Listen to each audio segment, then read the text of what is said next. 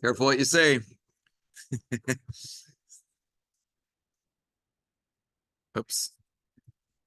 Oh, gosh. There we go.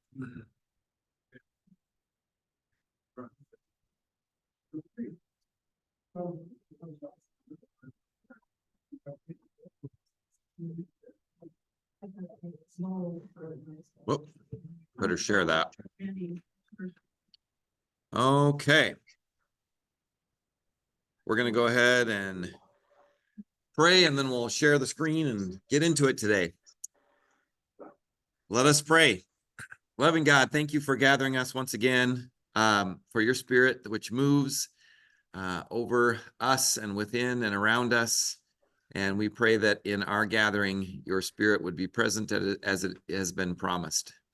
We thank you for your presence here, and we ask that you would connect us to one another and connect us to the world through the love of your law. And we pray that in Jesus' name. Amen. Amen. Okay. Lots of law today, for sure.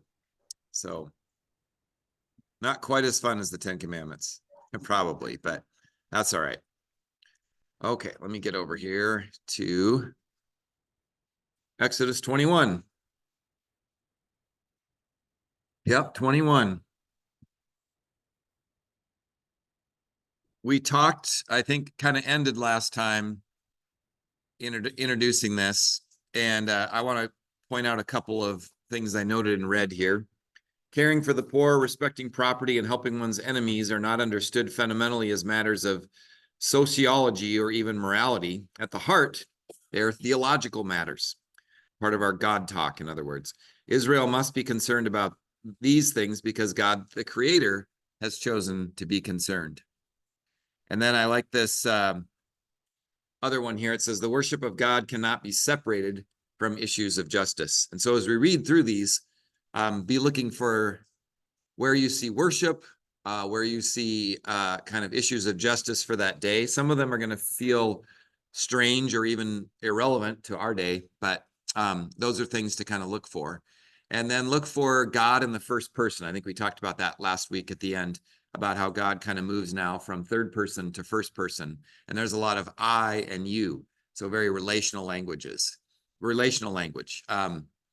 If you're talking to a spouse, if you're talking to a child, a lot of times it's like I this, and you make the I statements, and you're going to need to, or we're going to, or whatever it might be. So there's lots of relational language in here. So just be attentive to that as we kind of walk through these next parts. All righty.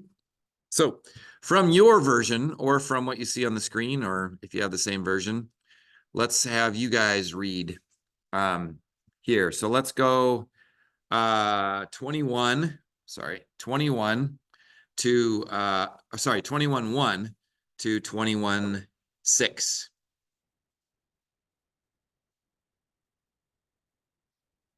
Someone want to take that? Okay.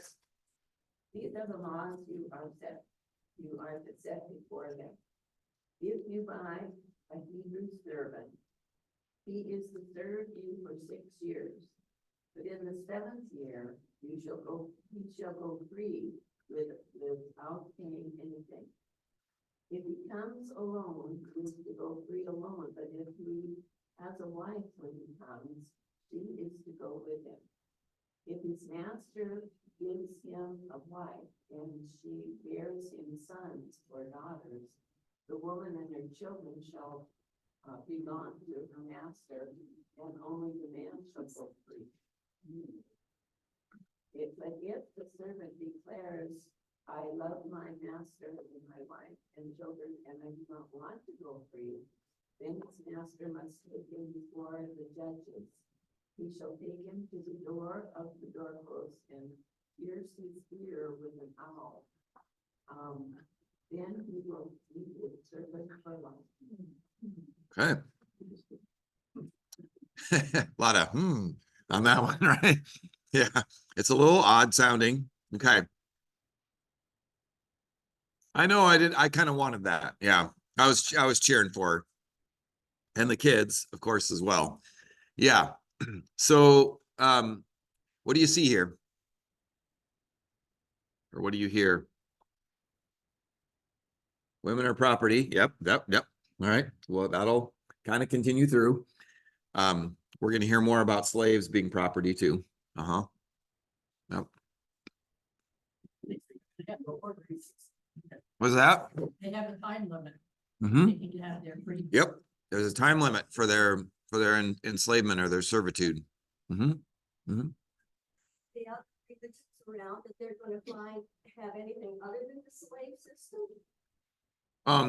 Other religions have something no, that was common. That was the practice of the day.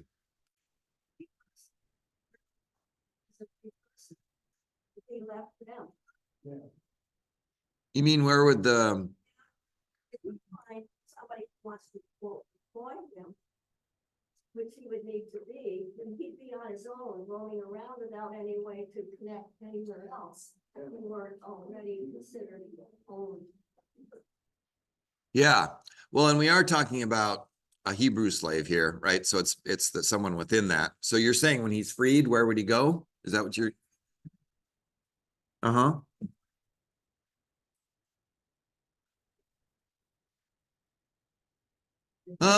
Yeah, maybe. What's that? Right. Yeah. I mean, you'll notice here that when they're released, it says without any debt. So this is not going in and taking a particular people of a different religion or color or language or culture and, you know, kind of the chattel slavery that we have in our history. I know you guys know that, but this would be indentured servitude or something like that. There's something owed here. And we'll find later as they talk about things that are owed for particular crimes or things that are done, whether by accident or by, you know, whatever it might be, you then owe, and servitude, slavery, would be a way to pay back that debt. There's a limit on it. No matter how much it is, it doesn't say, you know, if they paid it, you can let them go. But after these 6 years, at the most, they can go. But so they might hire on as a you know, a hired man or a hired person in another household. I don't know that there would necessarily be a reason that they would be seen as less than coming out of that. But yeah, go ahead. Yeah, that's what we're talking. We're talking about people within the community. So yeah. So it'd be somebody, if I owed you a debt and you said, well, you'll work for me for free in servitude. And then if I paid that debt, the equivalent of that debt at some point, then I should be set free. But if I haven't paid it even by that 7th year, you have to let me go. Right. So, yeah. Often because we are where we are, we automatically put a bad Right. image on everything we see here that isn't fit what we feel today. Mhm. And at our, you know, at our rights and available, things available to us that took thousands of years to get there. Yeah. Yeah. Yeah. And we obviously have baggage around slavery for sure. As we should, of course, but yeah. And I don't know, you know, as I read that, I think about slavery in this country and how do you get, you know, how does that command? How do you ignore that command? I suppose you do it by saying, well, they're not one of us, right? You have to dehumanize in order to get to that, away from this commandment, I suppose. But yeah, but there are other commands that are pretty clear too on these kinds of things. Yeah. Sound. With a man, I mean, the family were split up. Yeah. Right. Yeah, exactly. Right. Yeah. So you had a child or you had a wife, or it didn't necessarily matter at times. Now, not always. And there were obviously different, you know, levels of, or it depended on the person and the owner and those kinds of things. But still, yeah, as a whole, could easily be done. Yep. Okay. So we got slavery. Now let's go for some female slavery issues. Oh yeah. Yeah, go ahead. He shall go free without paying anything. does that mean he's paying the master or the master not gonna pay him? It means that the slave would not owe anything to the master. So if I owed you an incredible amount and I worked for you for 6 years and, you know, that come to the 7th year and I've not really paid the equivalent of that, it's kind of tough. You have to let me go. That's the end of it. That's the limit. So I wouldn't then owe you anything because slavery again was connected with debt. There wasn't really an allowance of enslaving someone else, especially a Hebrew, you know, one of your own for whatever reason. I have power over them or whatever it might be. Yeah, you could hire them, but not slave them.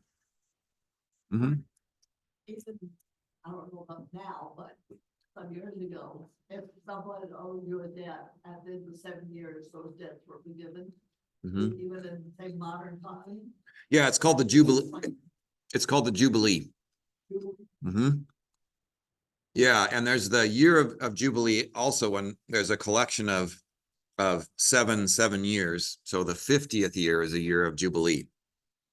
And there was something, gosh, I'm trying to think if it was around the year 2000 or somewhere around there, there was a call for a year of Jubilee. And I'm trying to remember what that centered around. It might have been on some things going on in the world or debts that were owed in the world or something like that. So I don't know if anybody remembers talk about that. Maybe it was just at seminary that I was hearing that, but anyway. Yeah, so there's this Jubilee kind of law that's going around, and it really gets to all things. It's the land is not supposed to be plowed or worked, and whatever comes up as crop is supposed to be given to you know, those who are in need. I mean, there are all kinds of laws around this sense of Jubilee. So, and it all kind of comes back if you're thinking about, I mean, another thing for us to think about as we look at these is what commandment would I relate this to? And that Jubilee really gets back to the Sabbath, that rest for, and 7-year rest for the land. Now, obviously you don't rest the land every 7 days. You would never have a crop, but you rest the land every 7 years as well. So, and animals and things like that get rest. Yeah, even slaves get rest, as we already heard. It's all creation rests on the 7th day. So some of these are going to connect back in different ways. Good. All right. Someone take 7 through 11, please. Go for it. If a man sells his daughter as a servant, she is not to go free as men servants. If she does not please the master who has selected her for himself, he must let her be redeemed. He has no right to sell her to foreigners because he has broken his faith with her. If he selects her for his son, he must grant her the rights of a daughter. If he marries another woman, he must deprive the first one of her food, clothing, and marital rights. If he does not provide her with these 3 things, she is to go free without any payment of money.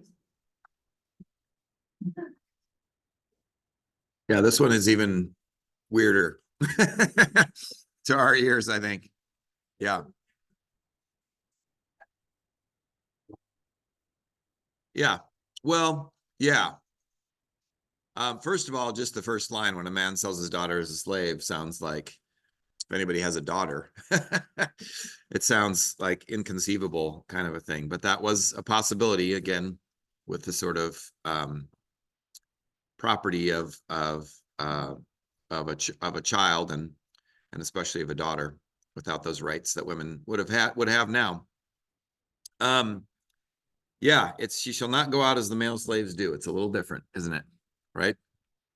And there seems to be some kind of assumption almost that there's a relationship then with the owner, with the man who she's given to, or that she's taken as a slave and then being given to a son. Now, all that, again, to our modern ears is sort of maybe horrifying is the word. I don't know, but there are also then rights for her, so that it is addressed even in this kind of situation. Whereas, and I don't have the parallels, but I don't know that would have been addressed in a lot of other cultures. she would have just been, you know, it wouldn't even been talked about. It just she would have been completely at the mercy of, or lack of mercy of, the one who owned her. But she cannot be sold to a foreign people. So again, it seems to be that this is within the Hebrew society. And if the owner takes another wife, he has to continue to take care of this one that's been sold to him as a slave. So, yeah. Thoughts, comments? Yeah.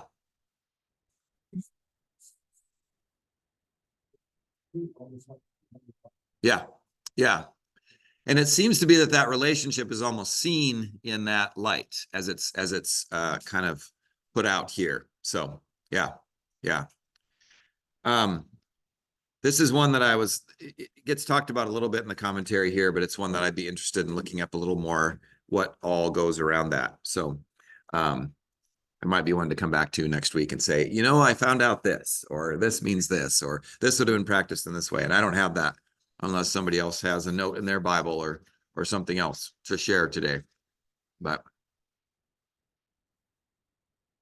It's interesting that, yeah, she is, the solution for her to do this is that she should be pretending to be by somebody. So that concept of redemption. that she can be what? Mm-hmm. And, I can see that with the story of Ruth and Boaz. He's her kinsman redeemer, Mm-hmm. you know, and we get that theme of redemption throughout the scriptures, Old and Mm-hmm. New Testament too. Yeah. Yeah. Well, and the redemption can come if this owner does not do, he's got 3 responsibilities. So the onus for fulfilling these responsibilities is on the owner.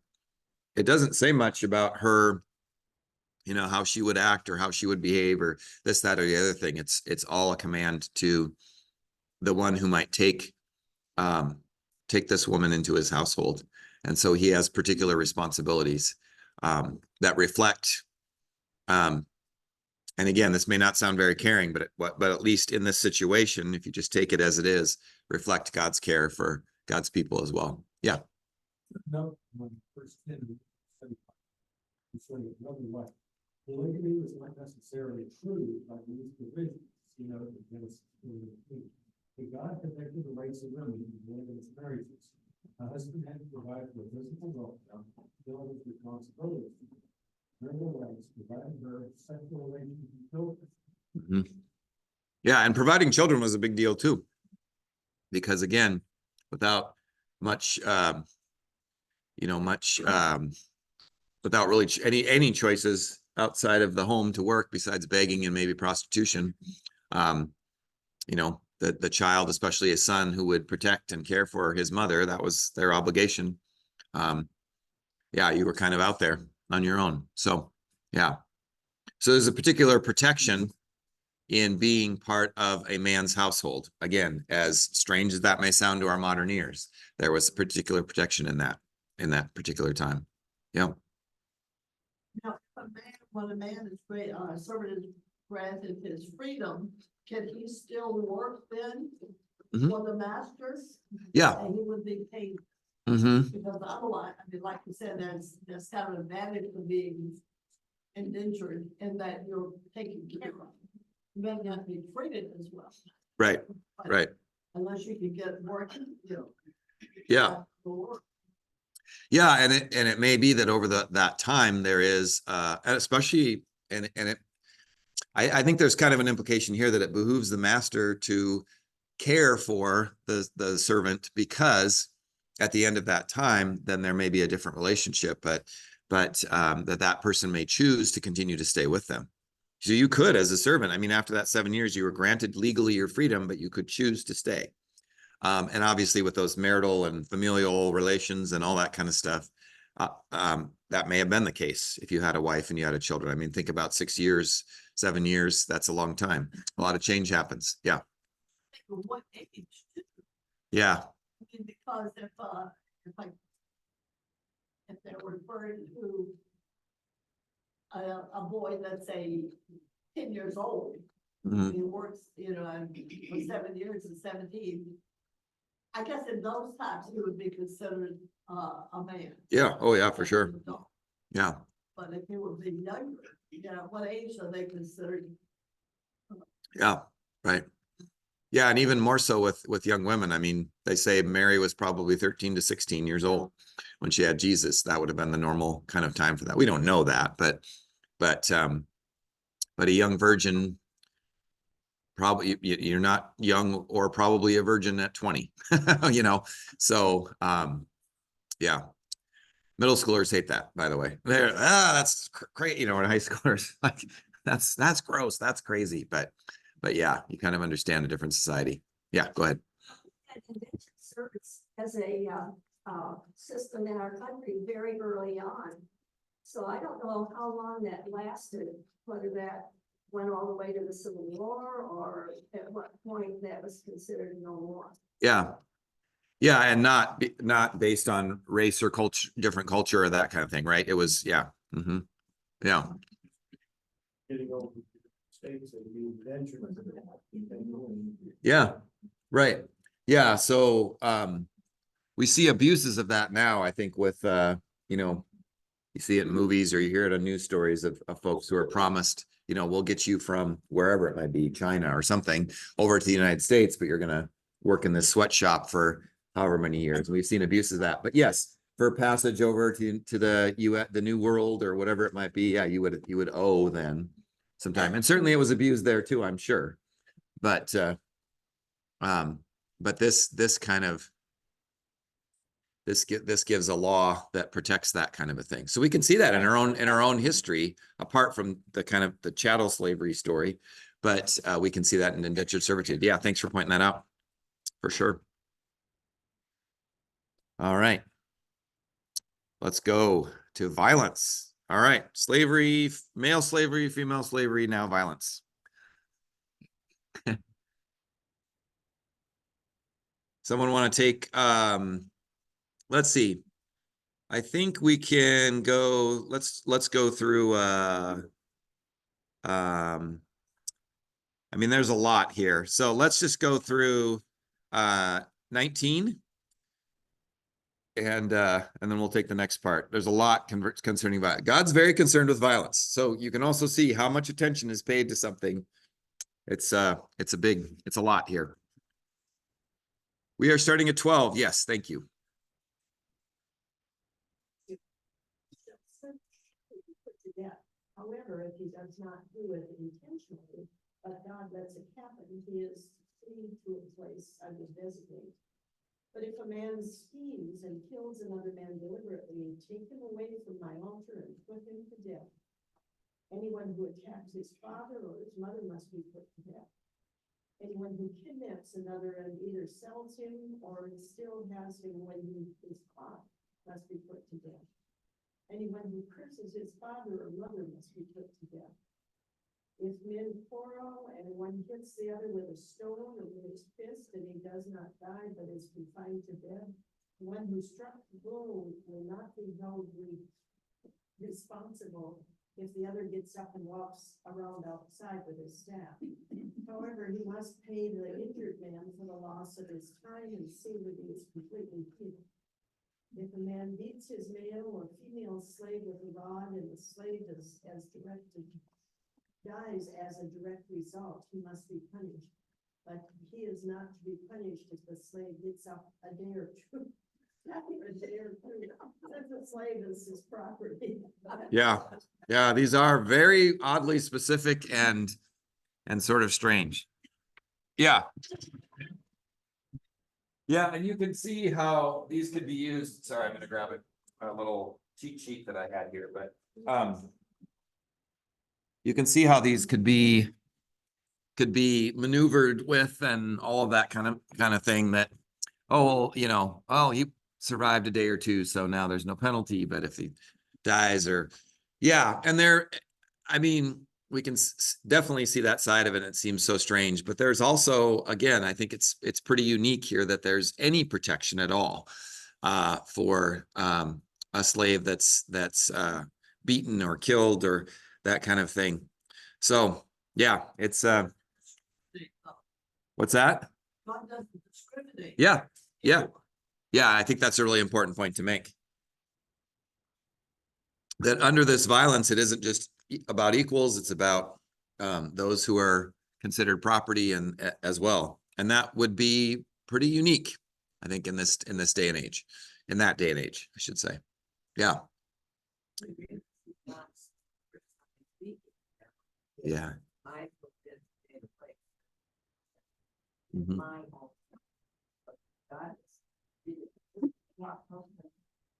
Yeah. Again, here you see God interjecting. So these are, these are commands and things and ordinances for the court and the judges and things like that. But God also says, God interjects himself into that judgment as well. So you can see the personal, I mean, you can kind of see, and all that personal intervention and connection with God. You can see how God would become an incarnational God, a God in the flesh for us. There's a little bit of a foreshadowing even in this law and how God, just even in how God delivers it, kind of a thing. Yeah. And notice too, that there's nothing in here that says you shall make a burnt offering or a sacrifice to God if this, that, or the other thing happens. God's completely concerned with the restoration between, the brother or the sister or whoever it might be. So that seems to be where God's concern goes. And again, we get back to that spirit of the commandments, 2.5 for God and 7.5 for humanity's relationships with one another. So I think that theme kind of continues throughout as we look through these, as strange as they may sound. Yeah. Mm-hmm.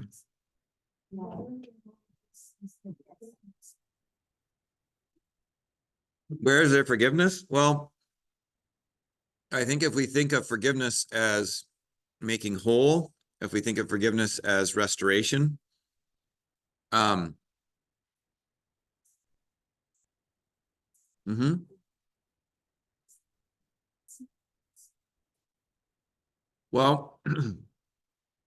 we're going to get to some laws here that Christ actually says nope to, and we certainly have Christ, as we talked about last week, I think, or the week before. I don't know. We were on the 10 Commandments a long time, but where Jesus says, talks about killing and adultery. We talked about that too, or murder and adultery, excuse me. So, and redefines those in ways that are convicting for all of us so that we are driven to the cross and to God's forgiveness. But yeah, I mean, these laws do kind of adjust. And I think as we look at them, we can say, well, what would this mean in our society today? Yeah. So they do transform as society transforms. Again, we get back to that whole concept that Fredheim talked about with the laws, seeing the laws not so much as unmoving pillars, but as the steerage on the ship. We don't get to steer the ship. That's where we fall off one edge of the cliff, is that we think, oh, well, if this is just whatever, then we'll just steer it here and we'll steer it there and we'll steer it wherever we want to go. No, God is still steering that, but the waters change and God steers in ways that change with society in some ways. So, and the 10 Commandments give us really a fundamental place to kind of look back to and say, okay, how does this fit? To kind of help us discern, are we steering or is God steering this change or this adjustment or this kind of thing? Yeah. Well, wondering, in this time, Christ has not come yet. So if you die during this time period, there is no forgiveness that I can see. So yeah, what happens?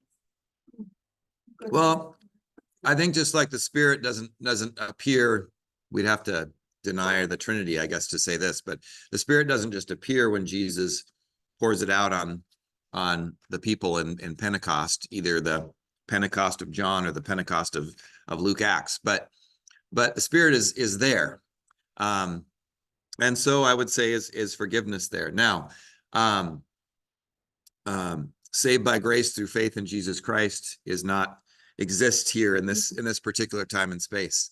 And so, and we had the question, I don't know if it was last week on Manna about, or was it yesterday, Kim? I can't remember, but about you know, where are those people when they die, kind of a thing.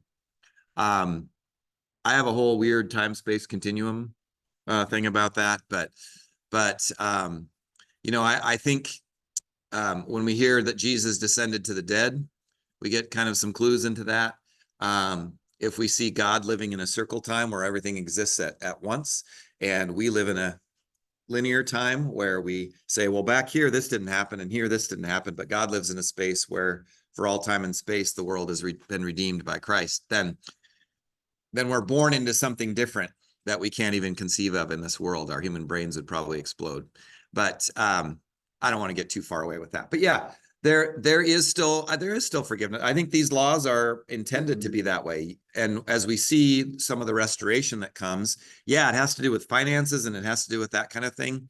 But I think that speaks more to the fact that forgiveness, I think sometimes we can get caught in thinking it's just about a spiritual kind of thing, or it's just about saying you're sorry or that kind of thing. But it does involve restoration. It does involve, you know, repairing whatever has been broken and bringing that to wholeness again. It is about us participating in God's restorative justice. So and I think these laws will draw us deeper and deeper into that reality. So yeah. Apart from Christ, there's no salvation, but I think forgiveness here still exists. And maybe if that's maybe what you're getting at. Is it? Is that where you're getting at? You're not sure. Okay. All right.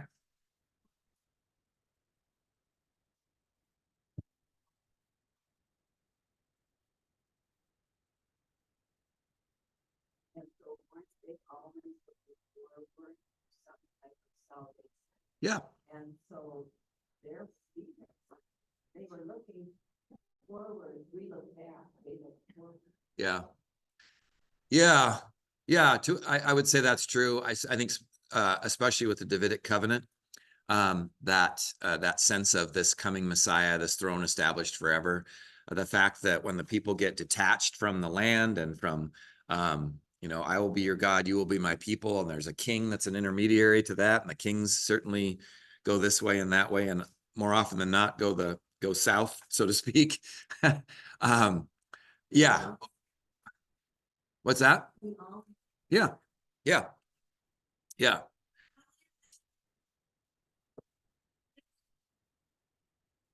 book folder. Leveling up for me to see.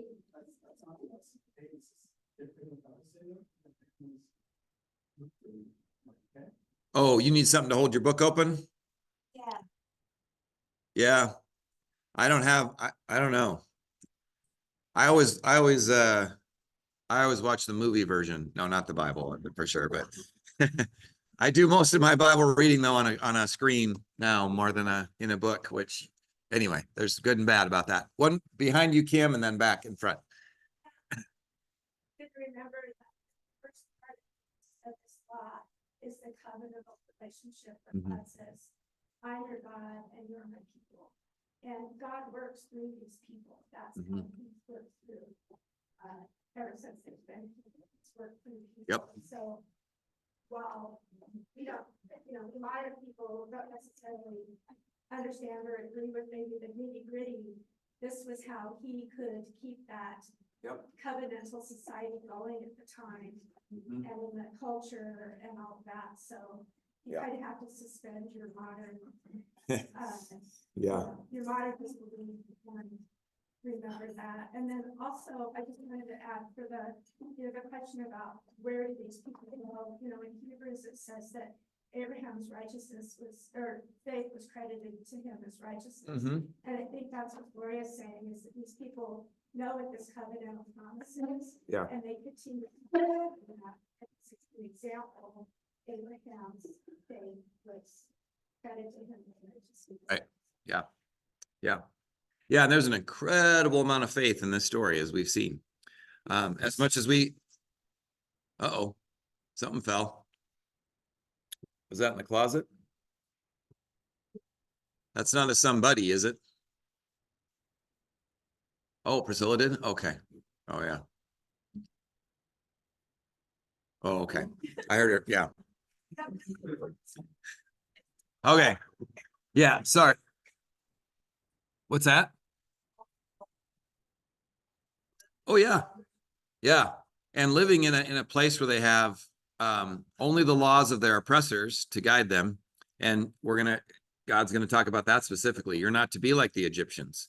You're to be like my people and carry this covenantal promise for sure. Want to go? Sorry, I didn't forget you. Little picture. If you like movies, I think you could make a film clip.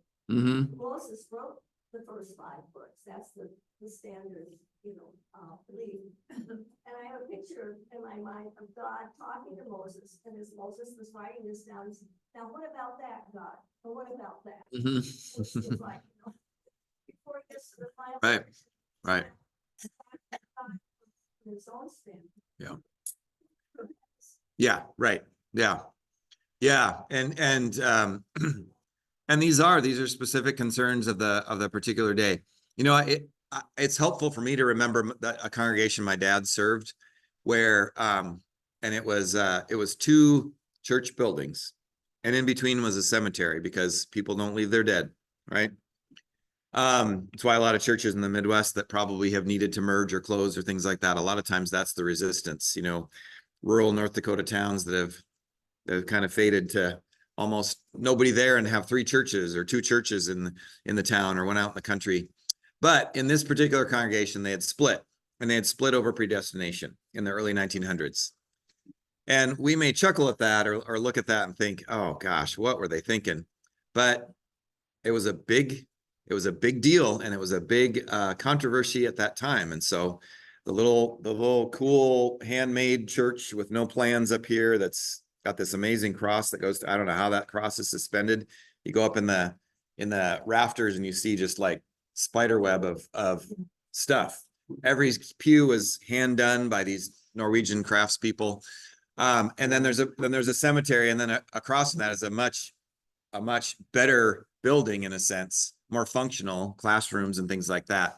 But because they wanted to build, those who broke off wanted to build a better place and draw more people and all that kind of stuff. So, and they would pretend to not look at each other. They worshiped at the exact same time. My dad was not there during this controversy, of course, but they would worship at the exact same time, so the historians say, and just kind of pretend not to see each other. And then they would have to interact in town and business and the farming trade, and it was a small town. So all of that, though, to say that at that time, that issue was vitally important and was a deal breaker issue for them, and they talked about it. So I can only think that in this particular day, there were these particular issues that needed to be talked about. And yeah, like you say, well, what about this, Lord? What about that, Lord? What about that, Lord? And so they get talked about and seem strange to us probably today. Yeah.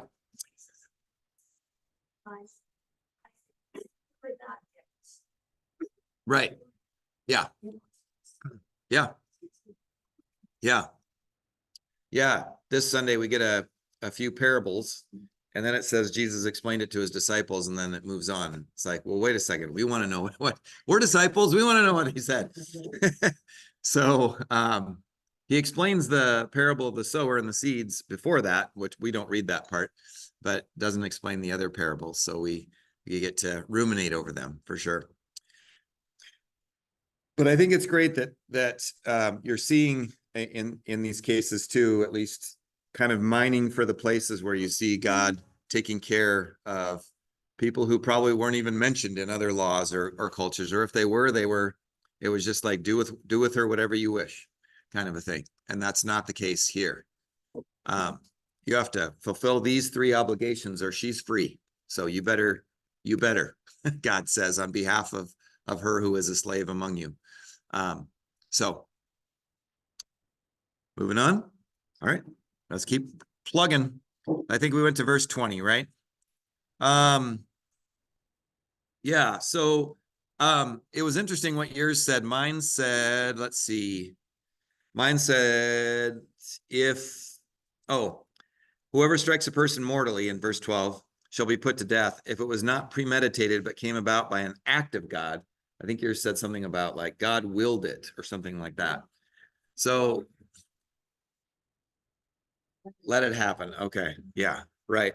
So there's an interesting kind of note here that God understands the fact that God's creation is kind of, you know, things happen, natural disasters. This isn't necessarily talking about natural disasters, but it's still relational. But if something happens that causes that person to be killed, maybe you're, you know, like I think of farm machinery accidents, you know, working on somebody's farm or helping them out, and something happens, very dangerous occupation, that there's you know, some escape for this person. They're not to be put to death. So again, all those details kind of accounted for. Yeah. Striking father. This is I have this printed on my kids' bedroom doors. Whoever strikes father or mother shall be put to death. Whoever.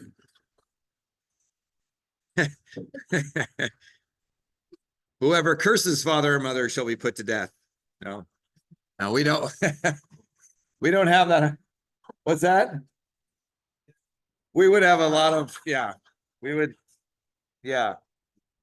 We would, yeah, the overpopulation problem would not be a problem if we took that very seriously. But again, I think also it's not just to think about some little kid running around your home, but also to think about how we treat our parents throughout their lives, right? And our care for those who oftentimes, and this may be pointing more to that, because I know when Jesus is walking around, there's this question about, you know, giving tribute and taking care of your parents and that kind of thing that Jesus addresses very much with take care of your parents, sort of an answer to that, not a direct quote of the scriptures, but yeah, here we want to think about it that way as well, that there is a seriousness that God takes that very seriously. We remember in the fourth commandment, honor your father and mother so that your days may be long in the land that I am giving you, kind of a thing. So yeah, that generational honoring is really, really important in this culture too. Your family was everything. So that the gravity of that, to strike, to disrespect, to curse, and a curse was not just like, I hate you too, you know, kind of stuff, but it was to curse someone was really to put power, spiritual power behind that. So that was a much bigger deal than having a little argument with your kid or having that normal teenage kind of stuff that goes on. Yeah. There's those themselves. They want to found in safety, which they didn't have. They understand they can steal something and sell them. But then, you know, it sells it, the guy buys it as Yeah. Oh, mine says whoever kidnaps a person, whether that person has been sold or is still held in possession, shall be put to death. So mine specifically says it's the kidnapper who would be put to death. So how does yours read again? Say it again. ESV, yeah. Whoever steals them and sells them, who found in possession, shall be put to death. That would be verse 5. Yeah, yeah, it would. Yeah, it is. It is. What's that? Human trafficking. Yeah, sure. There you go. Modern example, right? Yeah, yeah. Right. Yeah, yeah. That's what mine says too, is if he kidnaps him, whether he has been sold or is still held by the person who kidnapped him, held in possession. Yeah. So I'd have to look at the Hebrew there. It looks like the ESV saw that differently. With human trafficking, however, you know, again, the person who buys in you know, makes the purchase in human trafficking is liable as well, for sure. Yeah, as well as the trafficker. Yeah, yeah. There was a movie I saw. It's pretty disturbing, just the content, but sometimes it's important to look at those things. Based on a true story, there are a few things, but it's actually pretty accurate about this guy who left. Some are not. Did you see it? But I can't remember the name of it. Yeah, I think it was one of those Netflix things. There's yeah. It depends on whether God watches movies. Yeah. That's right. I'm pretty sure God doesn't make a lot of them because, man, I tell you what, there's so many out there. That's funny. Song of Freedom, I think that's right. Yeah. And yeah, yeah. It's beautiful in many ways, but it's really hard to watch as well. So, yeah. Yeah. So one of my favorite stories though is, and it's not going to sound very good at the start, but there's a guy who wrote Bob Goff, who wrote a few different books.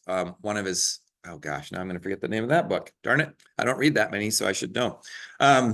But he was a lawyer from the United States and just this creative, incredible person. You'd love the book. I used to read it to Jaden every night, a chapter a night. But he did some work in a particular country, and I can't remember the name of it, but in that country, if you were to be a business person, you wanted to build something and you wanted it to be successful, one of the ways that you could do that was to go to someone and they would sacrifice a child to make that successful. That was considered, I know it's hard to even swallow it. And he would pose as a foreign business person and would kind of get out of the shadows these holy men who would offer to do this kind of thing. And then they would kind of set them up and arrest them. No death incurred. But he did that in one particular case, set this guy up. He was arrested. He was put in prison. And then what he does is he goes to the prison and he starts to talk to them and in a way then proclaim the gospel to them as well. Well, he did that in this one particular case, and this guy caught it like Saul to Paul, just on fire and transformed completely. And he said he actually got up in front of these thousands of prisoners, not again all who are doing this kind of thing, but in this prison that he was sentenced to, he got up in front of all these prisoners and started proclaiming the gospel. And it's funny because Bob Goff says he got a few things a little bit wrong, probably, but generally it was pretty, it's great. And he was speaking to them as one of them from their culture and from their people and that kind of thing. It could tell his particular story. So the restoration that happens in that is pretty profound. But anyway, sorry, side story, but you got me thinking about it. All right. Yes. Uh-huh. Versus care about, like, actually honoring thy mother, thy father. Yeah. It's always, I can't understand when Jesus is calling his disciples. Uh-huh. And he called one and he says, let me go back and tell I will bury my father, or let me go back and tell my mother and father. And Jesus says, no, if you come with me, you come with me now. Yeah. I've always thought that was kind of cool. Yeah. I feel your pain. There was a guy who rebuilt the first church I pastored. It was burned by arson fire, actually, and he was the chief guy in rebuilding it. And now at the time, he's probably died now, but he was in his 80s, and he had just buried his father. So his father must have been pretty old, but he had just come from the funeral of his father, like on Friday, and Sunday morning, that was the text. So I feel your pain to preach on that and to look out at this guy, kind of a Bob Harper kind of guy, right? Who just gives everything to his church. And there's, and again, that's a context thing. The urgency of the kingdom was to follow, it was to not turn back and to do those things, but to follow Jesus. It was not that Jesus was saying parents don't matter anymore. I also had to preach on Matthew. I've not come to bring peace, but a sword. I've come to divide mother against, all of that kind of thing, which I think in Matthew's community was probably talking about the realities that the gospel did divide households. In the early church, especially, there were many who it would be like if your child ran off to a cult, you would fight that, I'm sure. But I had to preach it at a congregation where a pastor had announced he was leaving on Tuesday and he left on Sunday. So within 5 days, he was cleaned out of his office and gone. And not that Sunday, but the next Sunday, going to seminary. That was my goodbye. I'm going to seminary. And that's the text I got. So, and I looked at that congregation. And I said, is there division here? And it was real quiet. So it's probably a sermon I would hate now to look back on, but yeah. Yeah. So in the context of particular places, I mean, when 9/11 happened, the text given was Moses arguing with God not to destroy the people, right? So not the right text for that day, probably, but that was the assigned text. I'm guessing most pastors pushed that one to the side. And it might have been the Matthew text too, about division of father and mother and households and all that kind of stuff too. So they were not great texts for those particular Sundays. But yeah, but in the context of what Jesus is doing, we're going like this is the more important thing at this time. It's even more important than that. And I think more than saying don't bury your parents or don't honor them, it's saying that this kingdom is so important. It even kind of trumps over that. Yeah. Yeah, absolutely. Good question. Yeah. All right. Okay, let's go 22 to the end here, laws concerning property. So let's finish out with violence and we'll get to property. This is, by the way, why I was joking last week that today was a bad day to start with this Bible study, but because I thought we were going to get into a few of these today, but I'm glad you're back. All right. 22 to 27 here. Someone want to read?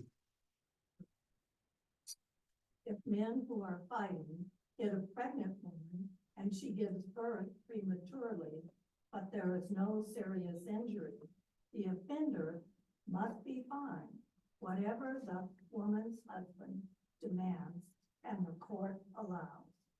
But if there is serious injury, you are to take life for life, eye for eye, tooth for tooth, hand for hand, foot for foot, burn for burn, wound for wound, bruise for bruise. If a man hits a manservant or maidservant in the eye and destroys it, he must let the servant go free to compensate for the eye. And if he knocks out the tooth of a manservant or maidservant, he must let the servant go free to compensate for the tooth. Yep. Very specific. What about an earlobe or a? Yeah. Yep.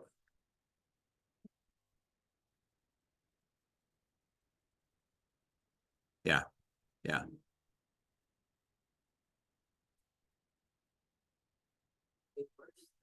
No. Right. Yeah. Right. Right. Yeah.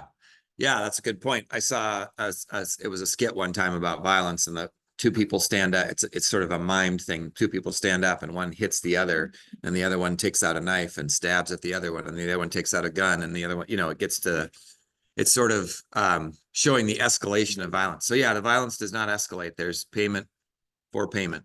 Right. Exactly. Yeah.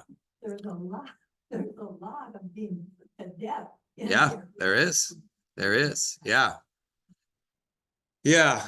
And I don't know how much that was practiced, especially when we're talking about the, children cursing their parents or that kind of thing. Again, the context for that is different than what we might think about with that, a child swearing at us or telling us they hate us or that kind of thing. Well, no, they didn't, but also that would have been like almost like a more official, like almost like a child we've heard cases where children take their kids or their parents to court to divorce them or to what is it called? Emancipate. Yeah. Yeah. There are cases of emancipation.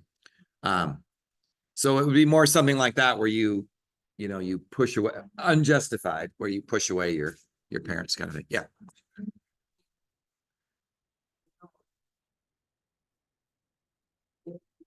Child left, then the parents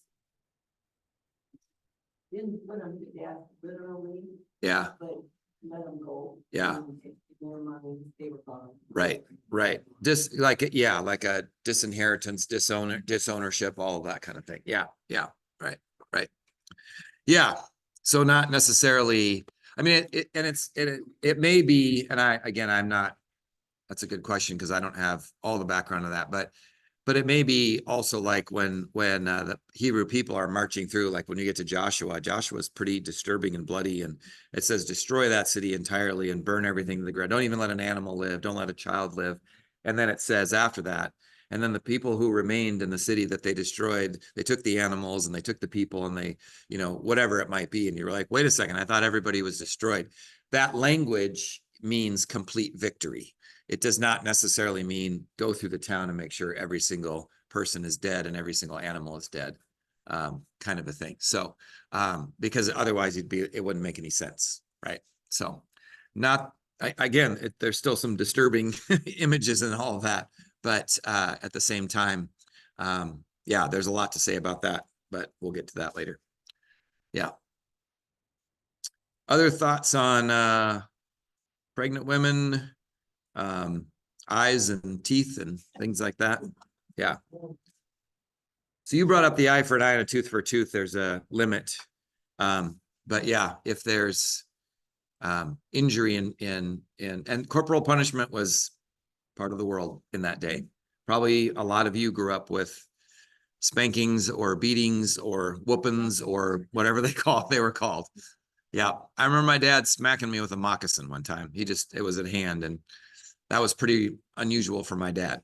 But, and the University of Washington did a whole parenting thing, and they actually not brought back spanking, but they said spanking can be useful if it's used for a life and death situation. A child rides their bike into traffic and you grab them and you give them a swat. Now, if you spank them every day, big deal. It's another swat. But if you never do that, I had a mom come in and when I worked at Head Start, she just put her hands like this. She goes, okay, just arrest me. Just put the cuffs on. First of all, I'm like, I don't walk around with handcuffs. I'm not a cop. I did work at campus security, but even then I didn't have them. And I said, whoa, what happened? And she goes, oh, my child opened the door on the freeway and I grabbed him and reached over and gave him a swat. And they were so scared and they were crying and they were screaming. I go, give me one hand and I'll shake it. Right now, my mom's pushed back on this and my wife's pushed back on this, but I see some logic in that it's there. Sometimes there need to be fear of God, afraid of God, not that other fear we talked about, but fear of God moments where it's like, oh my gosh, this is terrible. It needs to be imprinted on your mind that this is life and death. So, and when we get to some of these commands too, for the people, some of these things were life and death for them and life and death for their faith, to be swallowed up by the culture around them. We always have to remember in the scriptures, in the entirety of the scriptures, none of them are written after the time of Constantine. So in the entirety of the scriptures, both Jewish and Christian communities are in the powerless place. Now there are times when Israel, the nation of Israel, rises up to be at least a power in the world, but they're never the superpower that Babylon is. They're never the superpower that Egypt is, really, and all of that. Yeah. What about them? Different religions. Well, they're not different religions, but they're different stripes of Christianity for sure. Yeah. Yes, that's right. Yeah.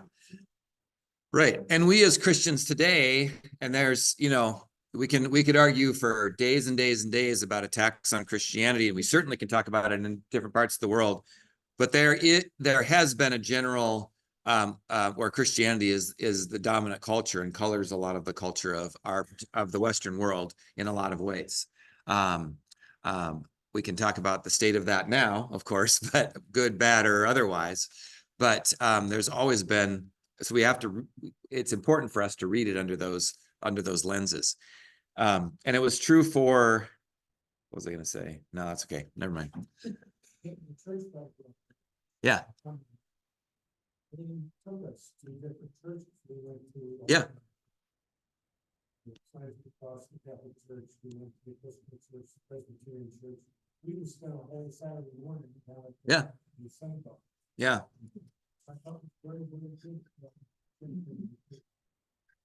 Yeah, we've done that here too. We've been to the synagogue a couple of times. We've been to the mosque in Tacoma once. The mosque in Tacoma was actually one of the best things that happened, and it happened very much differently than what was expected. I talked with a leader there and, talked about just learning about our neighbor's faith kind of a thing, which some of you may have done in confirmation or some other kinds of times. No, probably not. But we went there and it was monologue. We did not really get a word in edgewise. And I think they kind of had us mixed with Mormons because they started talking about if God has a son, then God must have a wife, and this, that, and the other thing. Not that that's a tenet of Mormonism, but there were some things that they said that I'm like, I think they're kind of mixing us or putting us together. And there was kind of an attack on our faith as being polytheistic and not right and that kind of thing. No, actually, we listened and we called the parents on the way home and we said, hey, pickup time is not going to be at 7:30 or 8 or whatever we were going to have. We said, we're going to sit with the kids. We need to talk with them for a bit about what they've experienced. But what was really interesting was we hardly had to talk at all. The kids were like, boom, boom, boom, boom. And I remember Pastor Bill specifically calling me in and saying, my daughters will roll their eyes at me all the time. I'm talking about, this doctrine or the Trinity or the this or the that. I'm like, okay, whatever, Dad. And he said, I drove home and she's asking me, I don't know if it was Becca, or I think it was maybe Becca, and asking him all kinds of questions, well, what about this? And what about that? What about that?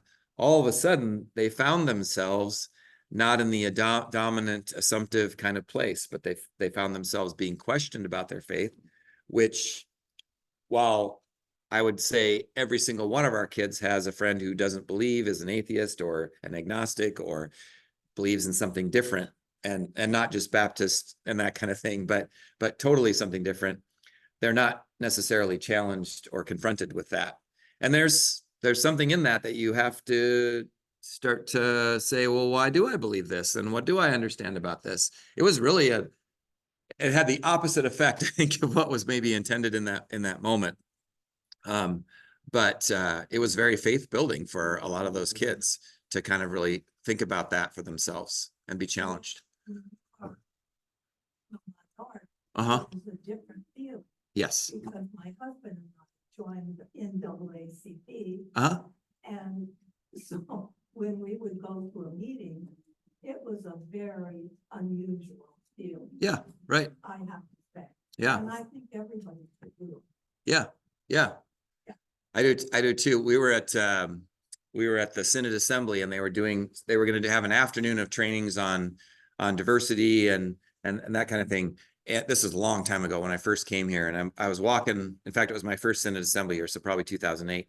And I'm walking with Pastor Bill and some other pastors around here and some people from our church, and we went to lunch. And on the way, I was from Tacoma before. I worked in the kind of inner city of Tacoma in a small church before coming here. And I walked by this place called Act 6, which was this club for youth that this guy had started. And it was really a wonderful place for young people to express, young urban kids to express their artistic selves. And they would have spoken word and rap and dance and visual art and all kinds of things. Well, they were having a crump training there. Crump is a kind of dance where you kind of go into the ground and you draw this energy from the ground and it explodes through your body. It has this kind of, and sometimes people will do this kind of towards each other. Sometimes it's called dance fighting. It's not really fighting, but it's to kind of show your physical self and your energy and all of that and your flexibility. And it's this beautiful kind of dance. I walked by there and there were all these guys, all African-American, adults, kids, and they were in these matching like tracksuit kind of things, different colors, but there'd be ones with white ones over here and blue and red and that kind of thing. And so I walked up and I was like, hey, you guys tell me what's going on. And they were just bubbling with energy. Yeah, this guy's coming. He's like an expert on this kind of dance. He's going to teach us. And we have these competitions and all this kind of stuff. And then I was like, oh, that's really cool. Enjoy. And as I was walking away, they said, yeah, you should come by and join us. And I said, okay, thinking, oh, I've got these trainings and I've got this obligation. I went to lunch and I'm thinking about this. And I thought, okay, I can go back to this hotel to these conference rooms with mostly white people and hear about diversity, or I could go here and experience it. And it was wonderfully uncomfortable. I felt completely out of place, and it was so beautiful. And I didn't necessarily participate in the dance moves and stuff like that, as many of the other adults did not. But I experienced way more learning in that moment than I did if I had gone. No offense to the trainers, I knew some of them, and one in particular would have been wonderful to hear. But I learned way more in that moment than I did going there. So it is good for us to be in the minority, language wise, cultural wise, whatever it might be. So we could, yes, go ahead. Yeah.